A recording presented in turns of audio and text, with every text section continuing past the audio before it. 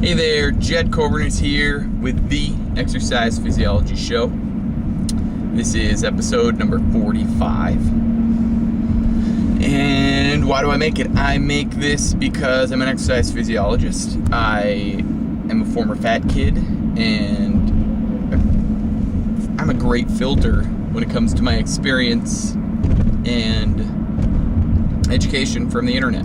Or not education, that my education is from the internet, but it is from North Dakota State University in Fargo, North Dakota.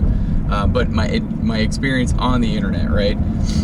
There's so much crap out there, so I just think I'm a great resource to go to say, hey, what is this, and what is that, and what's a good resource for this? So basically, I'm a good filter for that. So I'll start with a question from Ashley Awesome. She had asked, are there foods that can cause headaches or can help with headaches? Yeah, there sure are. There's a few of them. Alcohol obviously can cause headaches because of dehydration. Caffeine can cause headaches or help headaches. Chocolate, because it's not as common, but chocolate can, because it has caffeine in it. And then there's aged cheese can have an effect on headaches. And then water. Okay, how hydrated you are. So the biggest takeaway with that would be caffeine. If you drink 2 or more cups a day, you might want to scale it back. If you drink two cups or less a day, let's just say you drink 2 cups a day, and then on the days that you notice you're having headaches, you barely drink any caffeine, you may want to stay consistent with it. So I mean, really it comes down to that, is your caffeine intake, your water intake. And the last one would be, how regularly are you eating, right? So your intake of calories could be or your intake of fuel for your body. If you eat on a regular day basis, like you're every 2 hours, or you eat your first meal, your second meal 2 hours later, and then all of a sudden you're off, for 2-3 days, that can give you a headache. So eating consistently, or eating on a regular schedule, whatever that looks like for you. And then water, staying hydrated. Staying hydrated hydrates your brain, right?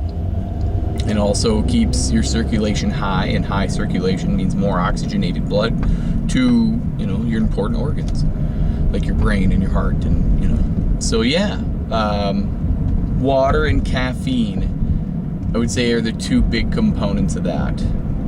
So yeah, and then alcohol. If you're drinking a bunch of alcohol, that'll do it. So just cut back on those beers and those on your liquor intake. Second topic today would be motivation. I found this awesome article, and I'll post it if you want to read the whole thing, but just this sweet article from CrossFit, from breakingmuscle.com, kind of a CrossFit type article, but 2 essential principles of lifelong motivation, right? Motivation, my take on motivation. My take on motivation is it has to come from you, has to come from within. If it's not coming from within, it's not motivation, it's called inspiration. Okay? That's my take on motivation. Nobody can motivate you except for you. You can be inspired, right? But my personal belief is that you can not get motivated by external sources. You have to be motivated by yourself, by internal flames, right? So this is actually pretty cool, just because it kind of backs up this, my opinion, or this theory of mine. Basically, motivation is our inner desire to take action, accomplish our goals, and fulfill dreams, right? Says for a lot of people, getting motivated is easy to start with, but staying motivated is seemingly impossible, right? True. I'm sure you've all read plenty about goal setting and how to keep your goals smart, specific, measurable, achievable, results focused, and time bound. That's what it stands for. However, you've tried that before and it didn't aid you in achieving those goals. Okay, so I agree with this article, because principle number 1, it's only 2, right? 2 essential principles. A goal big enough to keep you awake at night. It says, here's the kicker. Most of us need external elements to keep us motivated. We listen to motivational speakers or even find a daily motivational quote to try and ignite the fire within us. But why do we need or see or listen to something to motivate us? It's because the goals that we've set to ourselves are mediocre at best.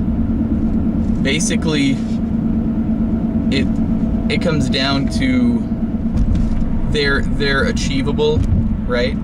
These goals that we set are achievable. They're not big enough, right? They're not hairy enough. They're not crazy enough in our own head. You gotta be within reason on some parts, like daily, but I'd say like your lifelong purpose. What is it that you want that is gonna keep you awake at night, right? Let's put it this way. This is a good one. If everyone had been realistic back then, right? Let's talk about 100 years ago, we wouldn't be where we are today. If we told people back then that we would have athletes doing Ironmans, squatting over 1,000 pounds and running a 100-meter sprint under 10 seconds, and running a sub 4 minute mile, they would have thought we were crazy. It's right. They would have thought we were crazy, because we wouldn't have dreamed. You gotta dream big. You gotta set your goals big, no matter what you're doing in life. And you gotta have that motivation, and that is what's gonna keep you going, right? So here's an action step. It says, revisit your goals. Look at the current realistic goals and set new goals that double, triple, or even 10 times higher than where you set your sights and currently set.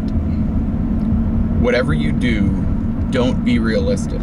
The bottom line is, the goals you've set don't scare you. They just aren't big enough. I like that. They just aren't big enough. That's a big deal.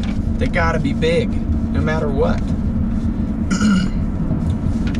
Principle number 2, I personally like this one. This one's crazy cool. It's there are no other options.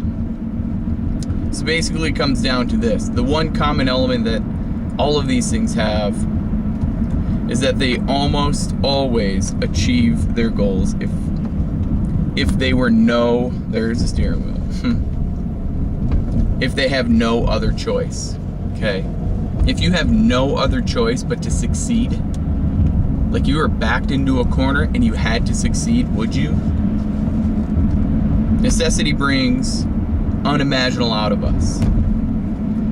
So you know these stories, you've heard these stories where, a mother had to pull the car off of their children. Well, that's it. That mother had no other choice but to pull that car off, lift the entire car up so their children could get out safe.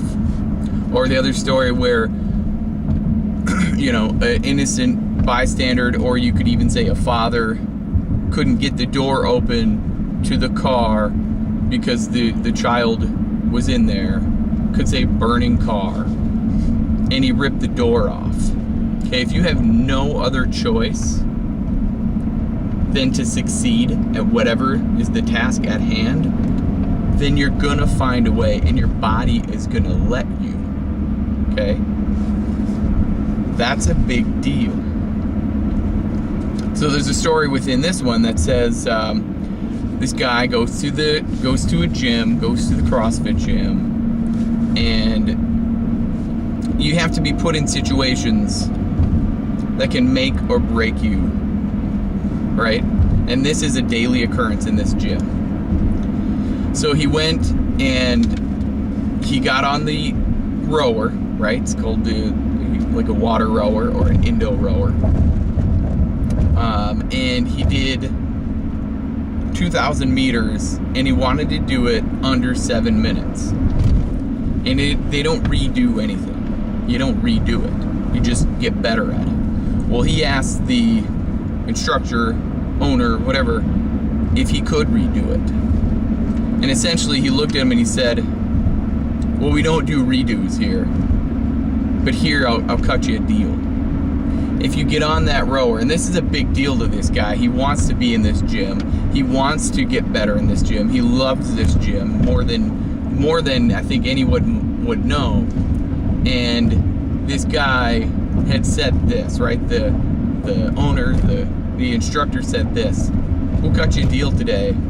If you can get under 7 minutes, then you can stay and we move on. If you don't get under 7 minutes, then you leave this gym forever. And this guy was like, you know, the guy who's about to beat his record or try to get under 7 was like, oh crap, right? Like, all right, I got this, I can do it. But you know there was a moment of doubt in there, but you can't let that take over. So he rode, and he made it in 6 minutes and 59 seconds. But he made it, right? That's the point. That is the point. If you put yourself into situations that you have no other option but to succeed, then you will succeed. If it means that much to you, if it means failure is not the option, if it means your goals are so big, your visions and dreams are so big that you stay awake at night and you keep going, and you know, you just have to have it, you just have to get it done no matter what, then it will happen. That is how you succeed no matter what. So really, this article kind of has at the end the take home, right? Make sure the goals you set for yourself are big enough that you stay awake at night, that'll keep you awake at night. And then the question, what will happen if I fail, needs to have an answer so big that failing ceases to exist as an option, right? That it ceases to exist as an option. What will happen if I fail needs to have an answer so big that failing ceases to exist as an option. Put these two elements in place and watch your motivation go through the roof and stay there. I know it's a little longer show today, but that motivation piece is big, right? Motivation comes from right here. You got this. I can only inspire you. You have to motivate you. Make that goal, make that vision so big that it keeps you awake at night. So that's it. If you're willing to change from the neck up, you will change from the neck down. You have to believe in yourself. And by now, you'd have to know that I believe in you. I think you deserve every bit of happiness, every bit of health, every bit of joyful life for every moment that you are breathing. Now it's your turn to start believing in that. Have a great day. Bye for now.